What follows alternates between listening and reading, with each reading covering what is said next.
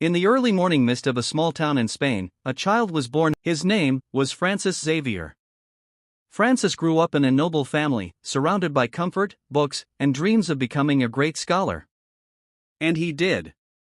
By the time he reached the University of Paris, he was brilliant, ambitious, and determined to make a name for himself. But destiny had a different plan. One day, Francis met a man who would change his life forever.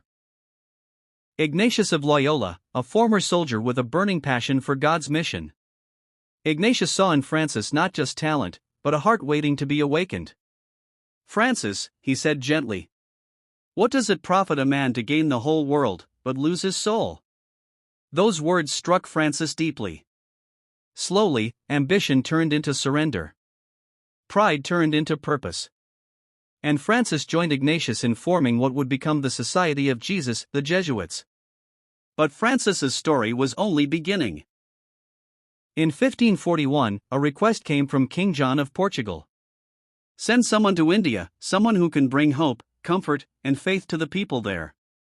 Francis didn't hesitate. He boarded a ship that would sail for 13 long months, through storms, sickness, and danger. Many would have turned back. Francis prayed, and continued. At last, he reached Goa, India. What he saw moved him. Children abandoned, the sick unattended, fishermen struggling, and villages filled with people hungry. Not just for food, but for love, kindness, and hope. Francis walked among them barefoot. He learned their languages. He sat with the poor, comforted the dying, taught the young, and raised the broken-hearted. People said his joy was contagious, his compassion unstoppable. He traveled from Goa to Travancore, to Sri Lanka, to Malacca, to Japan, crossing seas with nothing but a bag of clothes, a rosary, and a heart full of fire.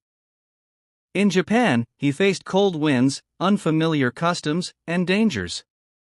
But even there, he worked tirelessly, teaching, healing, and inspiring thousands. And yet, Francis still dreamed of going further.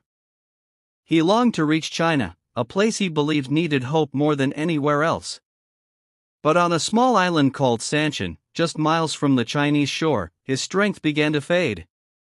Alone, with a simple wooden cross in his hand, Francis whispered his final prayer. "Lord, I am in your hands." On December 3, 1552, at just 46 years old, St. Francis Xavier left this world. But his mission never ended. Today, he is known as one of the greatest missionaries in history, the man who crossed oceans with faith as his only compass, the saint who touched millions without ever seeking fame. His heart, still miraculously preserved, remains in Goa. A reminder that true greatness is found in love that travels beyond borders.